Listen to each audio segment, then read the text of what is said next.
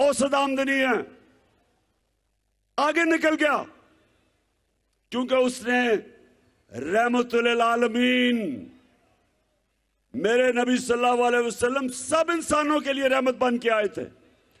जो भी उनके रास्ते पे चलेगा, चाहे वो मुसलमान हो या ना हो, अल्लाह की नेमतें, बरकतें आएंगी, खुशहाली आएगी। वो आगे निकल गया। हमारा सबसे बड़ा मसला, मैं अपने नौजवान को बताना चाहता हूं, सबसे बड़ा मसला यह है कि इंसाफ नहीं है। छोटा चोर चोरी करके जेल में और बड़ा डाकू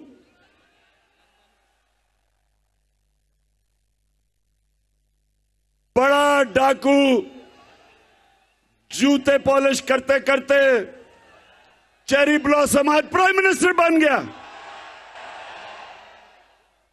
जरा ये जरा सुने। और क्योंकि मेरे अजीम लीडर, मेरे अल्लाह के पैगंबर, उन्होंने, मैं चाहता हूं सारी कौम, मैं बल्कि इंशाअल्लाह जब हमें अल्लाह ने हुकूमत दी तो मैं चाहूंगा कि उनकी हदीस हर स्कूल में लगी हो, हर यूनिवर्सिटी में लगी हो, हर ऑफिस में लगी हो। और वो ये कि मेरे नबी ने कहा कि तुम्हारे से पहले बड़ी कौमें तबाह हुई। जो जब छोटा चोर करता था तो जेल में चोरी करता था, वो जेल में, और बड़े डाकू को जो कौमें नहीं सजा दे सकती थी वो तबाह हो जाती थी। अब ये शहबाज शरीफ का जरा सुनो। इसको 16 अरब रुपए की करप्शन के केस में सजा होने वाली थी, जबकि इसको बचाया गया, साजिश के तहत इसको ऊपर बैठाया गया। और जब ये ऊपर बैठा, 16 अरब रुपए का FIA का केस था। जब से ये ऊपर बैठा, ये जरा गौर से सुने। मैं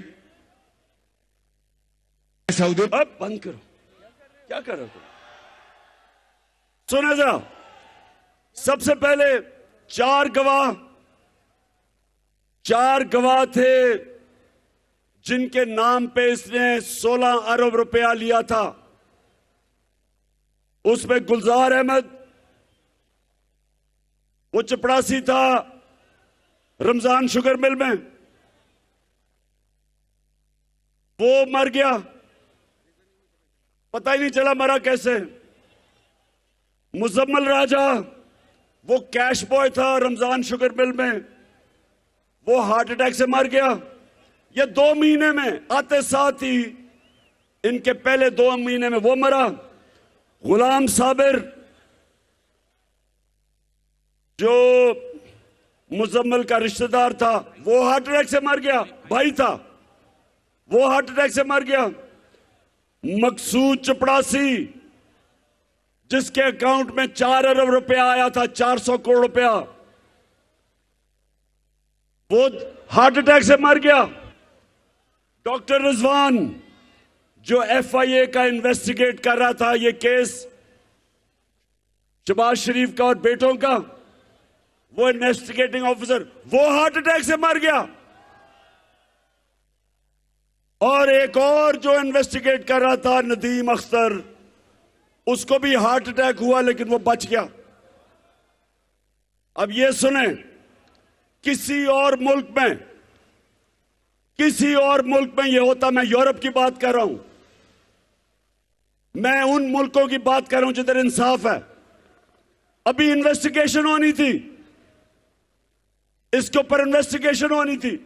किसी ने नहीं पूछा कि कैसे सारे लोग जो गवाह थे सब मर गए हैं। और उसके अलावा राना सनाउल्लाह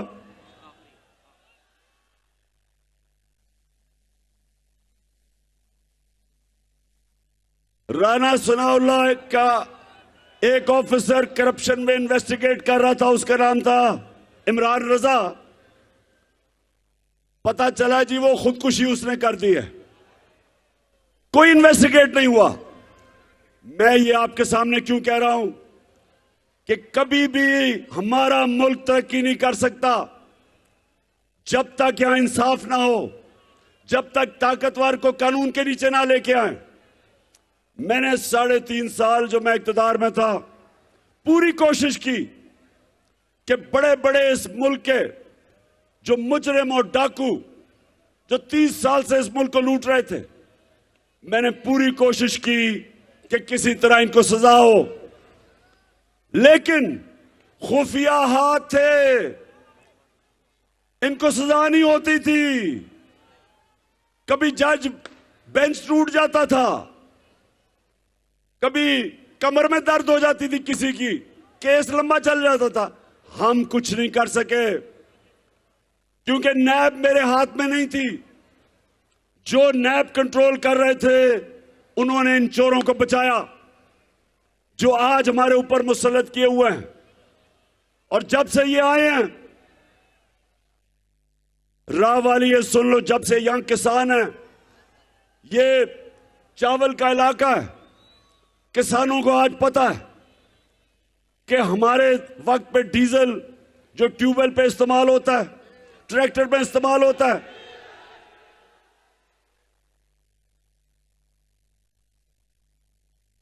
सॉरी मैं गलत से कह गया, फजल रहमान जो इस्तेमाल होता है इन सारी चीजों में, 150 रुपए लीटर कीमत थी फजल रहमान की जब हम थे 6 महीने पहले। आज 236 रुपए पे फजल की कीमत ऊपर चली गई है। पेट्रोल वो भी 150 रुपए लीटर। तो ये जो सारी महंगाई हुई है, ये जब से चोर ऊपर मुसल्लत किए गए हैं। बिजली के बिल जो लोगों के पास आ रहे हैं, सबको सवाल पूछना चाहिए कि कौन सी क़यामत आई 6 महीने में कि सारी चीजें महंगी हो गई। 50 साल में सबसे ज्यादा महंगाई हुई। तो आगे जाके मैंने ये सवाल करने हैं कि कौन है इसका जिम्मेदार? किसने ये किया कि इन चोरों को ऊपर बैठा दिया और इनके सारे केसेस खत्म होने शुरू हो गए, एनआरओ मिलना शुरू हो गया, मरियम भी बरी हो गई, मरियम का पापा तैयारी कर रहा आने की, शहबाज शरीफ के भी केस खत्म हो गए, हमजा शरीफ के केस भी खत्म हो गए, और वो इस मुल्क की सबसे बड़ी बीमारी जरदारी, उसके भी केस खत्म होने शुरू हो गए। अब इन्होंने कानून ऐसा बना दिया है, राह वाली के नौजवानों ये समझ लो, कानून अब ये है कि सिर्फ छोटा चोर पकड़ा जाएगा आपसे। अगर मैं बड़ा डाका मारता हूं और मैं मुल्क से पैसे बाहर भिजवा देता हूं, कोई पाकिस्तान का कानून अब मुझे नहीं पकड़ेगा। इन्होंने आके नया कानून बनाया, इन्होंने कानून अब ऐसे बना दिए हैं कि सिर्फ छोटे चोर पकड़े जाएंगे।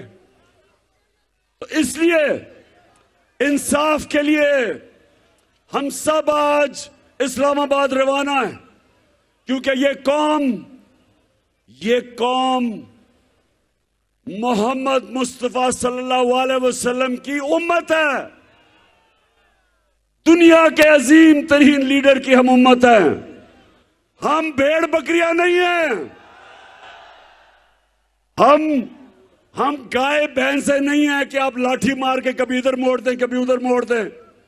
आज उन्हें कहें, कल कहते थे चोर हैं, आज कहते हैं कि जी वो एनआरओ दे दिया, अब साहब पाक हो गए हैं। मुशर्रफ ने इनको चोर कहा था, इनको पर केसेस किए, उसने फिर एनआरओ दे दिया। ये कौम, नौजवानों सब तैयार हो जाओ। अगर कौम अपने हकूक के लिए नहीं खड़ी होती, उनको जानवरों की तरह रखा जाता है। जानवरों की कोई हुकूक नहीं होते। जानवरों के जंगल के कानून में इंसाफ नहीं होता। जानवरों के माशरे में इंसाफ नहीं होता, इंसानों के माशरे में इंसाफ होता है।